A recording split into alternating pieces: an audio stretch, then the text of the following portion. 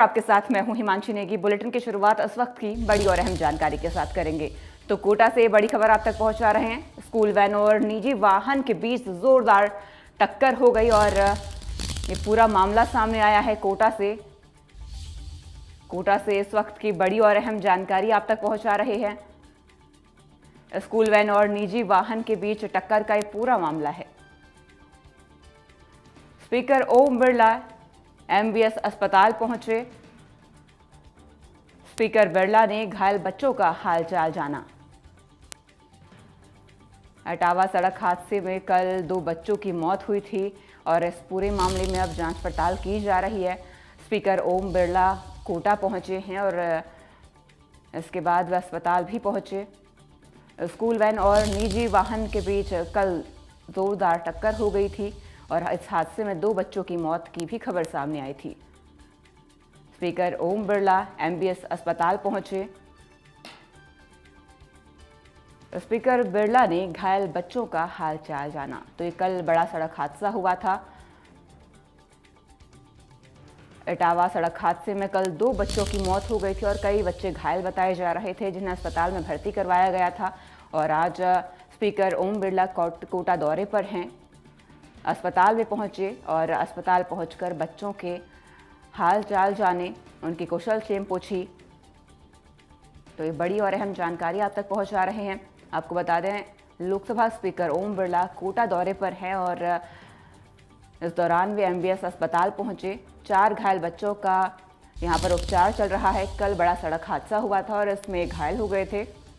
Speaker Birla ने पूरी स्थिति पर नज़र बनाए रखी है और आज स्पीकर बिरला एमबीएस अस्पताल पहुंचे और बच्चों का हालचाल जाना। तो ये बड़ी और अहम जानकारी आप तक पहुंचा रहे हैं कोटा से, जहां स्पीकर ओम बिरला एमबीएस अस्पताल पहुंचे। आपको बता दें, इटावा सड़क हादसे में कल 4 बच्चे घायल हुए थे और 2 बच्चों की मौत हो गई थी। और इस पूरे मामले में लगातार स्पीकर बिरला नज़र बनाए हुए हैं और आज कोटा दौरे के दौरान वे एमबीएस अस्पताल पहुंचे और अस्पताल पहुंचकर उन्होंने बच्चों की कुशल क्षेम जानी।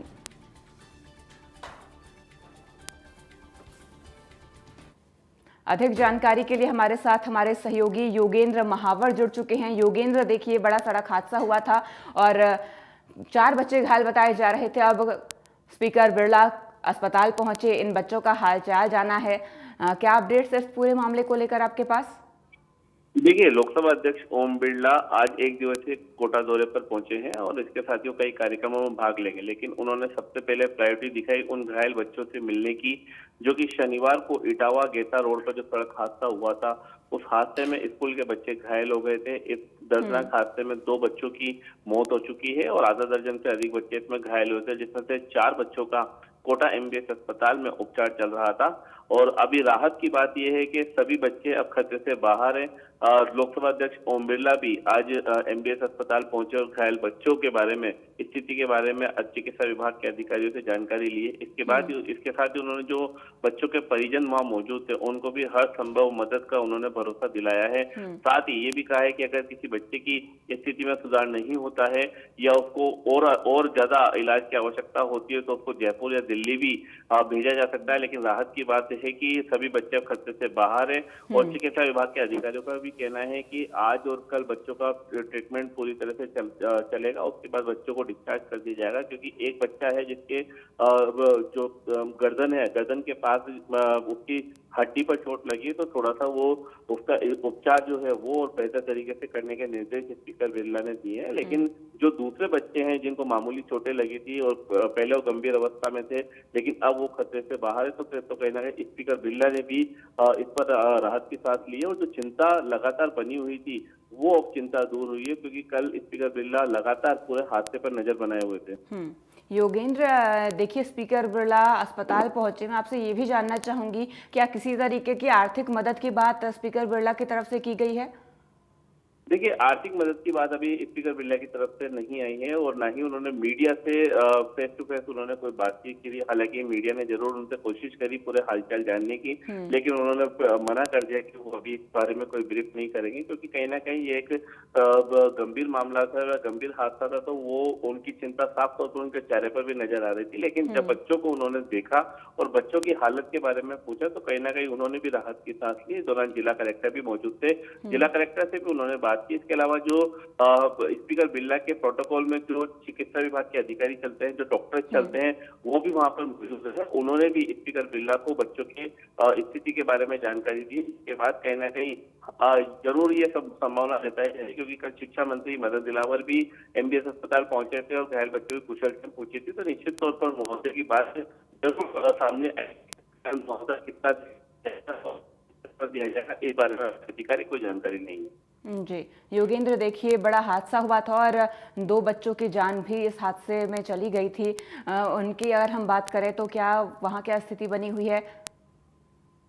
देखिए, हादसा बेहद गंभीर था, क्योंकि वैन जो स्कूल की वैन थी, जो निजी वैन थी, उस पर भी कई सवाल खड़े होने लगे हैं। स्कूल प्रबंधन पर भी कई सवाल खड़े होने लगे, क्योंकि राहगीरों ने, और जो अभी तक की जो जानकारी सामने आई जांच के अंदर, वो बिना परमिट के जो है वैन चल रही थी, इस तरह की जानकारी आई है। हालांकि आधिकारिक जानकारी का इंतजार किया जा रहा है, लेकिन कहीं ना कहीं टायर फटने से ये हादसा सामने आया था। और सामने ये भी आया कि वैन के अंदर 7 बच्चों के बैठाने की जगह थी, लेकिन उसके अंदर 13 से अधिक बच्चे बैठे हुए थे। निश्चित तौर पर लापरवाही साफ तौर पर दिखाई देती है। हालांकि वैन चालक जो है वो भी इस पूरे हादसे में घायल हुआ है, जिसका उपचार चल रहा है। हालांकि उसके खिलाफ किस तरह की कार्रवाई पुलिस करती है, अमल में लाती है, वो देखने वाली बात होगी। निश्चित तौर पर मुकदमा जरूर दर्ज होगा, क्योंकि 2 बच्चों की इसमें जान गई है, और वो बच्चे जो घर से तैयार होकर स्कूल के लिए निकले थे, लेकिन स्कूल नहीं पहुंचे और रास्ते में ही सड़क हादसे का शिकार हो गए। निश्चित तौर पर सवाल बहुत खड़े होते हैं, लेकिन अभी फिलहाल पहली प्राथमिकता सभी मंत्रियों ने, लोकसभा अध्यक्ष ने भी ये दिखाई है कि बच्चे जो घायल हुए हैं उनको बेहतर इलाज मिल सके। कार्रवाई जो है वो तो बाद में अपने स्तर पर होगी सही, लेकिन बेहतर इलाज जरूरी है बच्चों का। बिल्कुल, कार्रवाई तो होगी, लेकिन इस वक्त सभी का ध्यान इलाज की तरफ है योगेंद्र। लेकिन देखिए, जो जैसा आपने बताया कि स्कूल प्रशासन की भी लापरवाही देखने को मिली है, और ऐसे में क्या स्कूल प्रशासन जहाँ जिसकी ये वैन थी, जिस स्कूल के छात्र थे, क्या उन पर स्पीकर बिरला ने किसी तरह की कोई कार्रवाई को नोटिस की बात की है? देखिए, स्पीकर बिरला कल जब ये हादसा हुआ था उसके बाद से पूरी स्थिति पर नजर बनाए हुए थे। शिक्षा मंत्री से भी वो लगातार संपर्क कर रहे थे। इसके अलावा देर शाम को ऊर्जा मंत्री भी अस्पताल पहुंचे थे। स्पीकर बिरला के ओएसडी हैं राजीव दत्ता, उनको भी दिशा निर्देश जारी किए गए थे, वो भी अस्पताल पहुंचे थे। उन्होंने स्थिति का जायजा लिया था और उन्होंने मीडिया से बातचीत करते हुए राजीव दत्ता ने कहा कि हादसे कई बार लापरवाही की वजह से सामने आते हैं। इसके लिए आरटीओ और जिला कलेक्टर के साथ बैठक की गई है और उसमें ये दिशा निर्देश जारी किए गए हैं कि जो भी स्कूल की वैन है, या फिर स्कूल की बसें हैं, या फिर जो भी वाहन जिससे स्कूल में बच्चों को लाने ले जाने के लिए उपयोग किया जाता है, पहले उसका पूरा परमिट तैयार किया जाएगा, उसका पूरा फिजिकल होगा, उसके बाद ही उसके जो एनओसी है वो जारी की जाएगी, जिसके बाद ही संचालन होगा। हालांकि ये कब तक दिशा निर्देश जारी होते हैं, इसको कब तक धरातल पर उतारा जाता है, देखने वाली बात होगी। क्योंकि बच्चों के मामले में हमेशा देखा जाता है कि स्पीकर बिरला हमेशा गंभीर रहते हैं। अगर वो बच्चों के साथ खुशी के पल बांट रहे हैं तो वो उनके चेहरे पर साफ तौर पर दिखाई देता है, लेकिन अगर किसी बच्चे की इस तरह से दुर्घटनावश वो शिकार होता है बच्चा, या किसी अलग जगह से बीमारी से बच्चा का शिकार होता है, तो वो चेहरे पर स्पीकर बिरला की चिंता साफ तौर पर नजर आती है। उन्होंने कल से दिशा निर्देश जारी किए हुए कि इस पर जो भी लापरवाही जिसकी भी होगी उसके खिलाफ कार्रवाई की जाएगी। लेकिन जैसे मैंने पहले बताया, उनकी भी पहले प्रायोरिटी यही थी कि बच्चों को बेहतर इलाज मिल सके, क्योंकि जो बच्चे गंभीर घायल हुए थे उनकी इलाज में कोई कोताही ना बरती जाए, उनकी लापरवाही ना बरती जाए, उनको बेहतर इलाज हो सके। हालांकि इसके अंदर बताया जा रहा है कि मुकदमा दर्ज करने की बात सामने जरूर आ रही है वैन चालक के खिलाफ, लेकिन अभी तक वो हुआ नहीं है। हालांकि स्कूल प्रबंधन भी इसमें पूरी तरह से लापरवाह सामने आया है, क्योंकि स्कूल प्रबंधन की देखरेख में और स्कूल प्रबंधन की नाक के नीचे ही ये निजी वाहन जो है वो चल रहे थे और परमिट इसके सामने नहीं आए थे, ना ही किसी भी तरह का कोई एनओसी इस तरह की जारी हुई थी। ये खुद पुलिस का भी कहना है। हालांकि पुलिस का ये भी कहना है कि परिजनों की तरफ से जो शिकायत दी जाएगी और जो दी गई है उस पर जांच पड़ताल शुरू कर दी गई है और सभी बच्चे अब खतरे से बाहर हैं। जी योगेंद्र, आपने बात की मुकदमा दर्ज करने की, और इसी के साथ में आपसे ये भी जानना चाहूँगी, देखिए इतना बड़ा हादसा हुआ है, परिजन भी अब इस वक्त दुख की घड़ी में होंगे, और क्या परिजनों की तरफ से किसी तरीके की कोई मांग उठाई गई है स्कूल प्रशासन पर कार्रवाई की या फिर पुलिस से इस पूरे मामले में कार्रवाई करने की? देखिए, परिजनों से संपर्क नहीं हुआ है क्योंकि देखिए ये एक गंभीर मामला है। किसी का बच्चा अगर स्कूल जाने के लिए निकला है, बीच में वो सड़क बिल्कुल, हादसे का बहुत शिकार गंभीर हो मामला जाता है, है। तो कहीं न कहीं परिजनों से बातचीत करना भी ठीक नहीं लगता है। उनके चेहरे पर जो चिंता की लकीरें हैं अपने नौनिहालों को खोने का, यही हादसा हमने झालावाड़ में जो हादसा हुआ था, उसमें भी हमने साफ तौर पर ये देखने को मिला था, जहाँ पर लापरवाही सामने आई थी। उस हादसे में 7 बच्चों की मौत हो गई थी। वो छोटे-छोटे बच्चे जो अपने घर से तैयार होकर, आंखों में काजल लगाकर, बस्ता उठाकर, बोतल लेकर स्कूल की तरफ गए थे, लेकिन उनको पता नहीं था कि स्कूल की जर्जर बिल्डिंग के नीचे वो दबकर मर जाएंगे। तो कहीं ना कहीं इस तरह के हादसे होते हैं, वो बेहद चिंताजनक होते हैं, और हादसों के बाद ही प्रशासन जागता है और इस तरह की कार्रवाई की बात की जाती है, लेकिन वो कार्रवाई काफी हद तक ठंडे बस्ते में चली जाती है। जैसे पहले भी हमने देखा है, जैसलमेर में जो निजी बस हादसा हुआ है, इसके अलावा जयपुर में जो निजी बस हादसा हुआ था, उसके बाद आरटीओ कहीं ना कहीं सख्त हुए, तो आरटीओ के सख्त होने के बाद में निजी बस संचालक हड़ताल पर चले गए। तो इनको इस तरह की जो कह सकते हैं कि हरकतें जो सामने आती हैं, इस तरह की बातें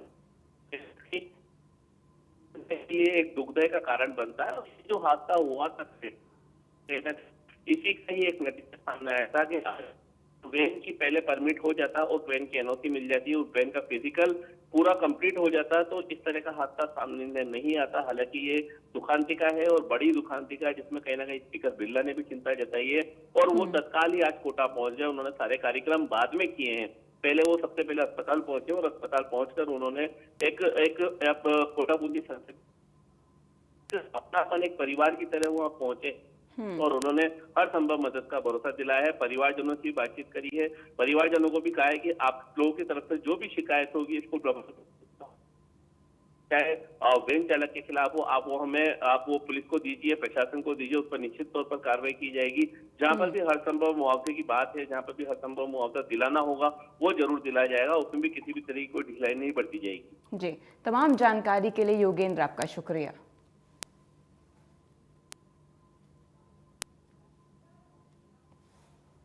तो स्कूल वैन और निजी वाहन की टक्कर का पूरा मामला है, और स्पीकर ओम बिरला एमबीएस अस्पताल पहुंचे और घायल बच्चों का हालचाल जाना है।